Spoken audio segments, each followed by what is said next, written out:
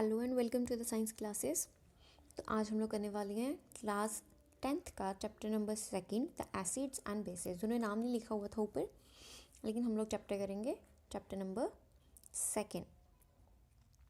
तो सबसे पहले वो शुरू कहाँ से करते हैं चैप्टर को। वो बोल रहे हैं कि आपने ना प्रीवियस क्लासेस में पढ़ा होगा कि जो सोर टेस्ट और बिटर टेस्ट होता है हम लोगों के खाने में, किसी भी फूड में को जो टेस्ट होता है या तो वो सोर होगा या बिटर होगा। स्वीट का तो केस ही अलग है ना, वहाँ पर एसिड और बेसिस तो होंगे नहीं। लेकिन अगर सोर है या बिटर है, उसके लिए रिस्पॉन्सिबल कौन होते हैं, या तो एसिड्स या फिर बेसिस। बिटर टेस्ट के लिए बेसिस और सोर टेस्ट के लिए एसिड्स, जो उनमें प्रेजेंट होते हैं खाने में। जिस तरह का जो भी प्रेजेंट होगा, अगर उसमें बेसिस प्रेजेंट होंगे तो वो बिटर होगा, अगर उसमें एसिड्स प्रेजेंट होंगे तो उसका टेस्ट सॉरी होगा। Then if someone in the family, तो उन्होंने बोला कि अब आप इमेजिन करो, सपोज करो कि आपकी फैमिली में ना कोई ऐसा पर्सन है जिसको एसिडिटी की प्रॉब्लम हो चुकी है, या फिर उसने हद से ज़्यादा खाना खा लिया। तो आप उसको कौन सी रेमेडी सजेस्ट करोगे? आप उसको बोलोगे लेमन जूस पियो, विनेगर या बेकिंग सोडा सोल्यूशन? आप बताओ, आप कौन सा बताओगे? मैं तो लेमन जूस बोलूँगी, आप देख लो आप कौन सा बताओगे। So which property did you think of while choosing the remedy? तो उन्होंने बोला आप कौन सी प्रॉपर्टी को सोचोगे कि हाँ इस रेमेडी में ये वाली प्रॉपर्टी होगी, तो ये हम लोग उनको रेफ़र कर सकते हैं, उनको प्रेफर कर सकते हैं कि हाँ जी आप इस तरह के कुछ लेमन जूस ले लो या विनेगर ले लो तो आपकी प्रॉब्लम ठीक हो जाएगी। And surely you must have used your knowledge about the ability of acids and bases to nullify each other's affect.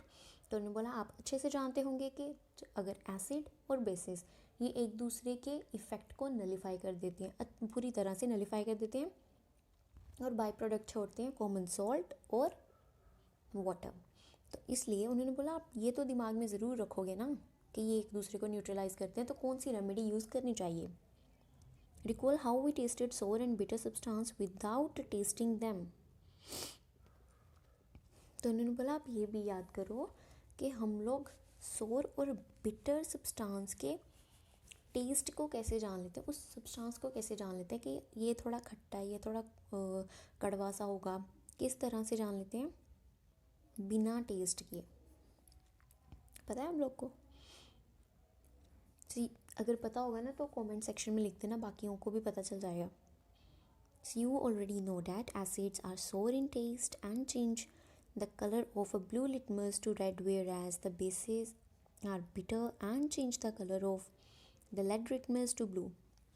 तो उन्होंने बोला कि आप जानते हो एसिड्स में एसिड्स का टेस्ट कौन सा होता है? सोर टेस्ट होता है, और वो ब्लू लिटमस को रेड में चेंज करते हैं, जबकि जो बेसिस होती हैं उनका बिटर टेस्ट होता है और वो रेड लिटमस को ब्लू में चेंज करती है।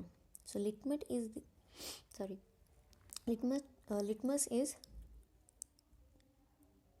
न्यूट्रल इंडिकेटर, है ना। ये हो आप लिटमस से अच्छे से पता कर सकते हो कि हाँ अगर तो ब्लू लिटमस को रेड किया तो एसिड होगी, अगर रेड को ब्लू किया तो वो बेस होगी। तो मैंने बोला हम लोग के पास ना जो टर्मरिक होती है, हल्दी जो हम लोग घर में यूज़ करते हैं, उससे भी हम लोग को पता चल जाता है। आप लोगों ने नोटिस किया होगा अगर आपके किसी कपड़े पर, आपके कपड़ों पर अगर हल्दी गिर जाए और सब्ज़ी गिर जाए तो उसको थोड़ी देर धोने के बाद क्या होगा, वो ना ऑरेंज कलर की हो जाएगी, बिल्कुल डार्क ऑरेंज कलर की। वो क्यों होगा? वो इसलिए होगा, वो भी ऐसा लिटमस वहाँ पर काम कर रही है। और अगर आप उसको साबुन से धोएंगे, साबुन में क्या होती है? साबुन में होती है बेस, तो उसके अल्कली इफ़ेक्ट की वजह से उसका कलर डार्क ऑरेंज हो जाता है। तो यहाँ पर हम लोग के पास वो क्या होती है, एक indicator. So in this chapter we will study the reactions of acids and bases. तो उन्होंने बोला कि एसिड्स और बेसिस की रिएक्शंस देखेंगे, आपस में एक दूसरे के साथ किस तरह रिएक्ट करते हैं, बाकी दूसरी मेटल्स के साथ किस तरह रिएक्ट करते हैं, नॉन मेटल्स के साथ, वाटर के साथ, ये सब हम लोग इस चैप्टर में देखेंगे। So litmus solution is a blue dye which is extracted from lichen, a plant belonging to the division Thallophyta and is commonly used as an indicator. तो लिटमस सोल्यूशन हम लोग के पास पर्पल कलर का होता है, वो पर्पल डाई होती है और उसको भी यूज़ किया जाता है as indicator. So when the litmus solution neither acidic nor basic, its color is purple. अगर ना तो सोल्यूशन एसिडिक होगा ना ही बेसिक होगा तो कलर उसका पर्पल ही रहेगा, ना तो वो रेड होगा ना ही वो ब्लू होगा. So there are many other natural materials like red cabbage leaves, the turmeric, the colored petals of some flowers such as flowers दिए हुए हैं which indicate the presence of acid and base in a solution. So these are called acid base indicator or sometimes simply the indicators.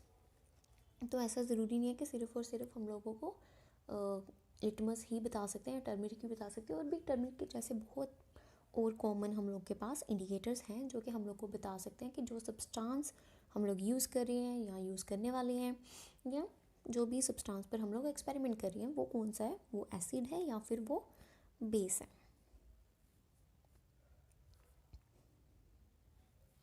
यहाँ पर तो उन्होंने सिर्फ दी हुई है एक्टिविटी.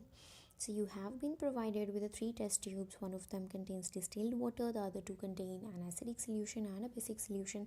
तो 3 हम लोग के पास टेस्ट ट्यूब है, एक में डिस्टिल्ड वाटर है, एक में एसिड है, एक में बेस है. So if you are given only red litmus paper, how will you identify the content of each test tube? तो उन्होंने बोला कि आपको सिर्फ और सिर्फ लाल लिटमस दिया गया है, रेड लिटमस दिया गया है, तो आप लोग किस तरह से पता करोगे? देखने में वो तीनों ही वाटर जैसे नज़र आ रही हैं, आपको नहीं पता किस में एसिड है, किस में बेस है और किस में डिस्टिल्ड वाटर है. तो अब आप लोगों को ये जानना है कि आप लोगों को सिर्फ और सिर्फ रेड लिटमस दिया गया है. ओके, तो अब आपको उससे ये जानना है कि कौन सी ट्यूब में आप उसकी ट्यूब्स की लेबलिंग कर लोगे, tube A, tube B, tube C, उन ट्यूब्स में कौन कौन से सब्सटेंसेस हैं आप लोग पता करोगे with the help of this red litmus. इस रेड लिटमस की हेल्प से आप लोग पता करोगे. अगर पता चल जाए तो कमेंट सेक्शन में लिख देना, अगर नहीं पता चले तो भी बता देना, मैं बता दूंगी नेक्स्ट लेक्चर में. Okay, so thank you so much for watching the video. Like and share the video and subscribe to the science classes. You can follow us on the Instagram @official science classes. Thank you.